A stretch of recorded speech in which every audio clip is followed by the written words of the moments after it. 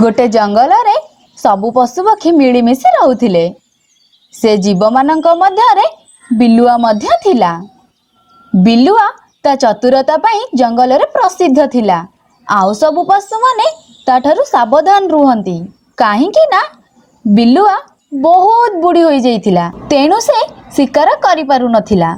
बहुत दिनरु शिकार करि पारु नथिबारु से दुर्बल होई जाइथिला। बहुत दिन हलाणी खाइबा को किछि मिलिनी लागुचे आज मते जोर सोर लगाई शिकार करिबा को हेबो नहले मो भक्करे मरि जेबी। जंगल रे बहुत बुलिबा परे बिलुआ को किछि शिकार मिलिला नाही। आउ एमिति बुली बुली से थकी पड़िला। तार आखि पड़िला अल्प दूर रे थिबा गोटे कईंच उपरे। कईंच को देखी बिलुआ मुहरे लाळ बहिला। आउ से भाबिला अरे बा आज मो ए कईंच को खाए मोर भक्क मेंटेबी किंतु मो को शिकार करिबे केमिति। शिकार करिबा को तो मो देहरे बळ नाही। जदि मो ता पाख को जिबे से पळेई जिवो।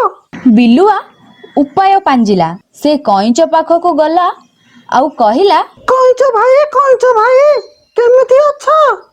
बहुत दिन पर देखा हलो आजिकाली कोउटी रहछ? मु तो ठीक अछि तुमे किंतु ठीक लागुनो। बहुत दुर्बल देखा जाउछ। देह तो भल अछि तो? कोन कहिबी भाई बुढ़ी हे गलेनी तो सेति पई शरीर रे बळ नाही। भल हला तुमे मते एठी मिली गलो। मु तुम पाख को ही आसुतली। मो पाख को कह बाउनी कोन हला? आज राति रे मु जंगल रे रहतबा सब जीव मानक पई भोजन व्यवस्था करिछि। मु चाहूछि भोजी रे तमे भी आसो। अरे बा जंगल रे भोजी किंतु भौणी तुमे भोजी काहे की करूछ? मु भाबुतली बुढ़ी बयस रे किछि पुण्य काम करि दिए किए जाने केतेबेले मोर मरण हे जीवो। अरे नाई भौणी एमिते कहनी राति रे भोजी को निहाती आसीबी। एहा सुनी बिलुआ बहुत खुशी हो गला। आउ निज गुंफा रे अपेक्षा कला। कईंच भोजी को जीवा पूर्वरु निज संग कुआ पाख को गला। कईंच को देखी कुआ कहिला सांग आज कौन एत दिन पर आसिल? बहुत खुशी होई कहिला आज सकाळे मो बिलुआ भौणी का सह देखा होइतिला। आ से भोजी पई तांको घर को डाकिचंती। से मते कहितले समस्त को भोजी पई निमंत्रण देइचंती। सेते पई मो भाबिली तम सह देखा करके सेटे के जिबी। जदि से तुमको निमंत्रण देइतबे ताले दुई जण सांग होई जिबा। मते तो सेमिति किछि निमंत्रण आसिनी। ओ एमिति कथा मते लागुची से समस्त को भोजी रे निमंत्रण दो थकी जाइथिबे। बुढ़ी हो जाइछंदी ना।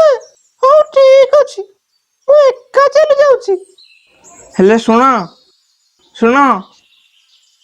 मु तमसा परे देखा करबी।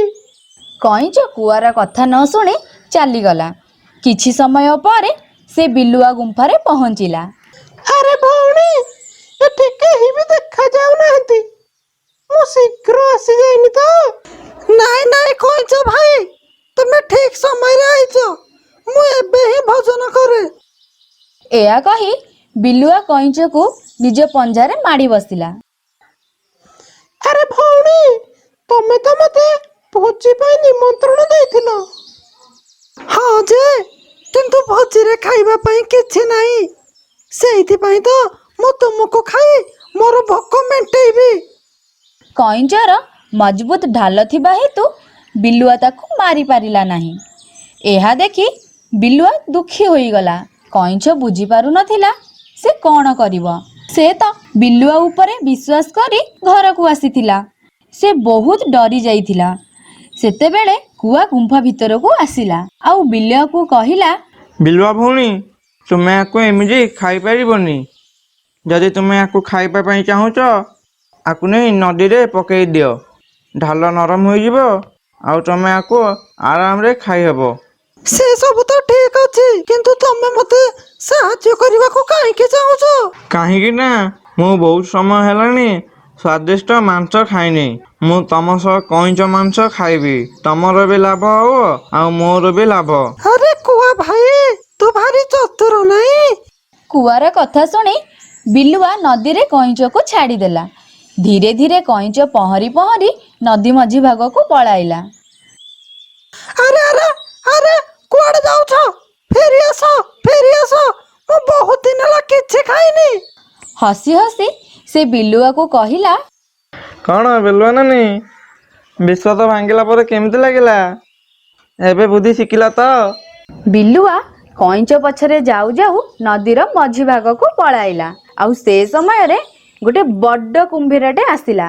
ବିଲୁଆକୁ କାମୁଡି ପାଣି ଭିତରକୁ ନେଇଗଲା। ଏମିତି କୁଆ ବିଲୁଆ ଠାରୁ କଇଁଚକୁ ବଞ୍ଚାଇଲା। ଆଉ ବିଲୁଆ ନିଜ କୁକର୍ମ କାରଣରୁ ମରିଗଲା। ଖରାପ ସମୟରେ ବୁଝି ସୁଝି କାମ କରିବା ଉଚିତ।